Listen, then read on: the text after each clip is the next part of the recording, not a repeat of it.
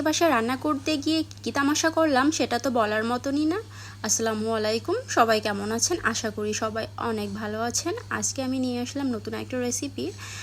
আজকে ছিল শুক্রবার, তাই বাসায় ভাবলাম একটু ভালো কিছু করি। আমার মেয়ে যেহেতু ফ্রাইড রাইস আর চিকেন ফ্রাই খেতে অনেক বেশি পছন্দ করে, তাই ভাবলাম আজকে আমি এটাই রান্না করব। তাছাড়া বাসায় একটা মেহমানও আসার কথা ছিল। ভাবলাম যে মাছ মাংস তো সবসময় সে খেয়ে থাকে। আসলে যে এসেছিল বাসায়, সে পার্সোনালি সিঙ্গেল থাকে, তার ফ্যামিলি থাকে অন্য একটা জায়গায়। যেহেতু সে মাংস টাংস রান্না করে সব কিছুই খায়, আর এই খাবারগুলো সে রেস্টুরেন্টে যাওয়া ছাড়া আর খেতে পারে না। তাই ভাবলাম আজকে এই রান্নাটাই করি, যেহেতু আমার মেয়েটাও পছন্দ করে আর মেহমানের জন্য একটু আনকমন হয়ে যাবে। তো সব মিলিয়ে এটাই করব।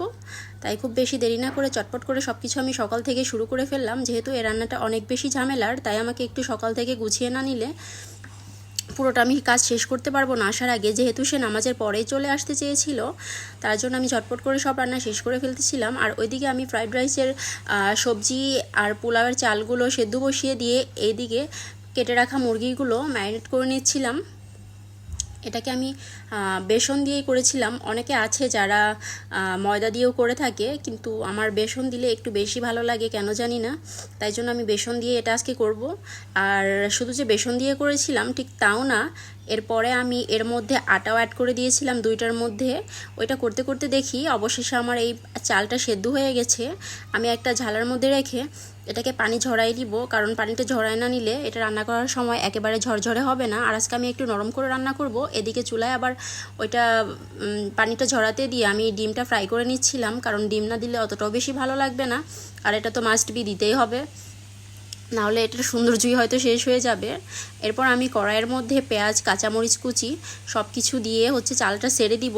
এইদিকে আমি ফ্রাইড রাইসটা রেডি করতেছিলাম, আরেকদিকে আমার মাংসটা ওইভাবে রয়ে গেছিলো। আসলে অনেকটা বেলা হয়ে গেছিলো, কখন যে কীভাবে কতটা কাজ শেষ করতে পারবো আমি নিজেও বুঝতে পারতেছিলাম না। তাই সবটা আমি তাড়াহুড়োই করে করতেছিলাম। অবশেষে আমি ফ্রাইড রাইসটা ঢেলেই দিলাম রেডি করার জন্য। আর লাস্টে আমি শুধু গোলমরিচের গুঁড়াটা একটু ছিটাই দিব, একটু ভালো গ্রান হওয়ার জন্য। আপনারা অনেকে চাইলে হয়তো শুরুতেও দিয়ে দিতে পারেন, সমস্যা নেই, কিন্তু আমি একটু পরে দিয়ে দিয়েছিলাম। ফাইনালি আমার ফ্রাইড রাইস রেডি হয়ে গিয়েছে। এবার প্যানের মধ্যে আমি গরম তেল বসিয়ে ভাবলাম যে ফ্রাইটা করে নেই। আর আমার ফ্রাই প্যানটা ছিল মাত্র 26 সেন্টিমিটারের, যার কারণে আমি খুব বেশি মাংসগুলো দিতে পারতেছিলাম না, অনেকটা সময় ধরে করতে হচ্ছিল, যেহেতু খুব বেশি জায়গা হচ্ছিল না। এবার আমি 5টা পিস দিয়ে দিতে পেরেছিলাম। আর এটা তো ভাজতে অনেকটা বেশি সময় লাগে, আপনারা সবাই জানেন, কারণ এর মধ্যে পুরো তাপে আমি দিয়ে যদি ভেজে ফেলি তাহলে এটা শুধু বাইরেই পুড়ে যাবে আর ভেতর থেকে খেতে একটুও ভালো লাগবে না। ফাইনালি আমার এক প্যানে যতগুলো দিয়েছিলাম রেডি হয়ে গিয়েছে। এবার আমি আবার দিয়ে দিলাম, যেহেতু আমার একবারে পুরোটা জায়গা হয়নি।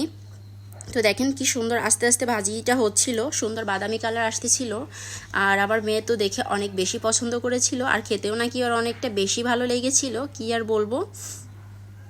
আপনারাও চাইলে কিন্তু শর্টকাট পদ্ধতিতে আমার মতো এভাবে ট্রাই করতে পারেন। ফাইনালি দেখেন আমার চিকেন ফ্রাইগুলো রেডি। আর এই যে পাশে রেখেছিলাম ফ্রাইড রাইসটা। আজকের ভিডিওটা এ পর্যন্ত। আল্লাহ হাফেজ।